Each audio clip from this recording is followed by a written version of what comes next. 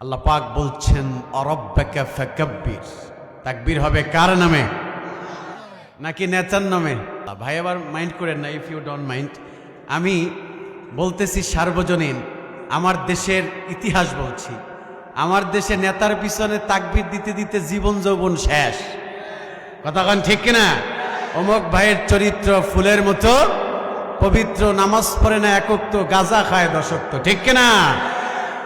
নেতা দরকার এমন, এই যে মুখ ভরা দাড়ি, শরীরে সুন্নতি পোশাক, এরা যদি সংসদে যায় এরা চুরি করবে না, গরিবের হক ফিরায় দেবে, ঠিক কিনা? নেতার পিছনে, চোরগুলার পিছনে আমরা তাকবীর দিতে দিতে জীবন শেষ করছি।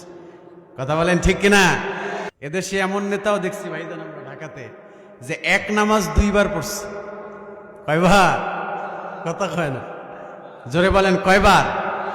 মনে করেন আসর পড়ছে আপনাদের পাশের গ্রামে, এরপরে আসছে মাদ্রাসায়, আইসা দেখে এখানেও আসর চলতেছে। এখন কর্মীরে বলতেছে টুপি দে।